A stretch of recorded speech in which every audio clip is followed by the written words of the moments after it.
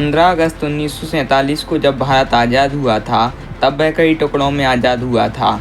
देश का 1/3 हिस्सा रियासतों के पास था, जिस पर कई अलग-अलग राजा रूल कर रहे थे।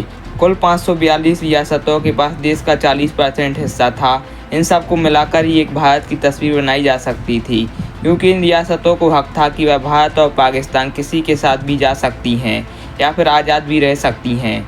जाहिर है कि इन राजाओं की रियासतों को मिलाना कोई आसान काम नहीं था, इसलिए इस काम की जिम्मेदारी थी देश के पहले गृह मंत्री सरदार वल्लभ भाई पटेल के ऊपर। अब ज़्यादातर रियासतों को समझौता करके मिला लिया गया था, लेकिन 5 रियासत ऐसी थी जो भारत में मिलना ही नहीं चाहती थीं। ये रियासतें या तो आज़ाद रहना चाहती थीं या फिर पाकिस्तान के साथ मिलना चाहती थी। इसलिए आज हम इन 5 रियासतों के बारे में जानते हैं। त्रावणकोर पहली रियासत थी जिसने भारतीय संघ में मिलने से मना कर दिया था। केरल से करीब 190 किलोमीटर दूर त्रावणकोर रियासत नेचुरल रिसोर्सेज और ह्यूमन रिसोर्सेज से काफ़ी संपन्न थी। त्रावणकोर के दीवान सीपी रामास्वामी अय्यर को लगता था कि त्रावणकोर एक संपन्न राज्य है, इसलिए उन्होंने 1946 में कहा था कि त्रावणकोर एक आज़ाद देश बनेगा, लेकिन भारत में मिलना है या नहीं इस पर विचार करेगा। रामचंद्र गुहा लिखते हैं कि आज़ाद देश की आग जिन्ना की लगाई हुई है। यही नहीं, त्रावणकोर में मोनेटाइज मिनरल बड़े पैमाने पर मिला था। इस मिनरल से परमाणु हथियार बनाए जा सकते थे, इसलिए केरल के दीवान और ब्रिटिश सरकार ने पहले ही सीक्रेट डील कर रखी थी। कुल मिलाकर त्रावणकोर के दीवान जुलाई 1947 तक भारत में मिलना नहीं चाहते थे। उस समय नेहरू इतने गुस्से में थे कि उन्होंने कहा था कि त्रावणकोर को बम गिराकर भारत में मिला लेना चाहिए, लेकिन ऐसा करने की नौबत नहीं आई, क्योंकि जुलाई 1947 में केरल सोशलिस्ट पार्टी के एक मेंबर ने दीवान को मारने की कोशिश की। इस प्रयास में दीवान बच गए, लेकिन वह इतना डर गए कि उन्होंने भारत के साथ विलय पत्र पर साइन कर दिए और आज़ादी से 15 दिन पहले यानी 30 जुलाई को त्रावणकोर को भारत में मिला लिया गया। अगली रियासत है जोधपुर। जोधपुर की राजपूत रियासत का केस बहुत ही अजीब था। यहाँ पर मेजॉरिटी आबादी हिंदुओं की थी, लेकिन इस्लाम के नाम पर पाकिस्तान को खड़ा करने वाले जिन्ना चाहते थे कि जोधपुर पाकिस्तान में शामिल हो जाए। सरदार पटेल जोधपुर को लेकर निश्चित रहा करते थे, क्योंकि जोधपुर के राजा उमेश सिंह ने न सिर्फ संविधान सभा में जोधपुर को शामिल कराया था, बल्कि उन्होंने भारत के साथ विलय पर आश्वासन भी दिया था। लेकिन बाजी तब पलट गई जब 9 जून 1947 को उमेश सिंह की मृत्यु हो गई और उनकी जगह पर नए राजा बन गए हनुमंत सिंह। हनुमंत सिंह के टाइम पर जोधपुर में अकाल पड़ा हुआ था, उन्हें मदद की ज़रूरत थी। जिन्ना ने उन्हें मदद का ऑफर दिया। कहा जाता है कि जिन्ना जोधपुर को मिलाने के लिए इतने बेताब थे कि उन्होंने हनुमंत सिंह को सादा कागज देकर कहा था कि खेती और सेना में मदद के अलावा कराची बंदरगाह को इस्तेमाल करने के अलावा जो भी शर्त हैं उसे कागज़ पर लिख कर दे दीजिए, मैं मान लूँगा। हालांकि जब वल्लभ भाई पटेल को इस मीटिंग के बारे में पता चला तो वो सतर्क हो गए। उन्होंने हनुमंत सिंह को समझाया कि भारत उन्हें सारी मदद देगा और एक मेजॉरिटी मुस्लिम कंट्री में शामिल होने से उनकी रियासतों को क्या दिक्कतें आएंगी। इस तरह जिन्ना का प्लान पटेल साहब ने फेल कर दिया और जोधपुर भी आखिरकार भारत में मिल गया।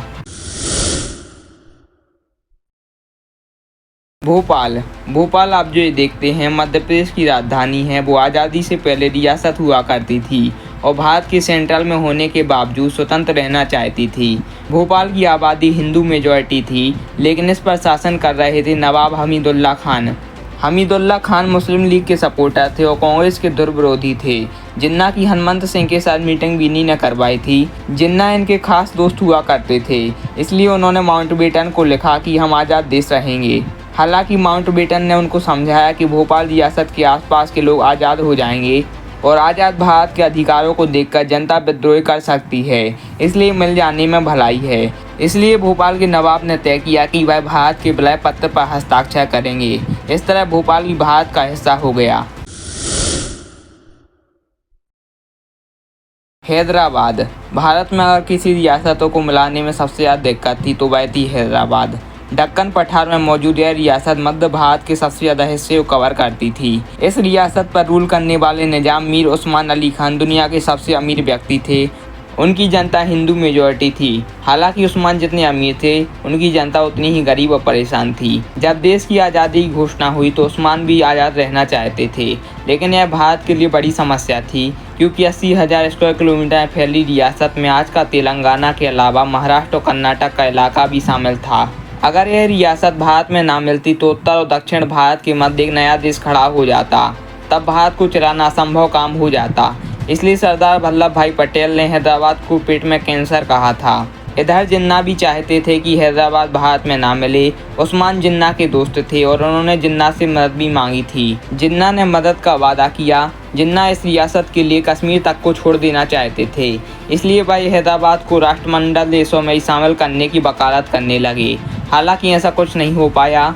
भारत और हैदराबाद के बीच टेंशन बढ़ने लगी। भारत आज़ाद हो गया, लेकिन हैदराबाद पर अभी कोई फैसला नहीं हो पाया था। फिर तारीख आई 13 सितंबर 1948, जब भारतीय सेना ने हैदराबाद में ऑपरेशन पोलो लॉन्च किया और 4 दिन में हैदराबाद को भारत में शामिल कर दिया गया।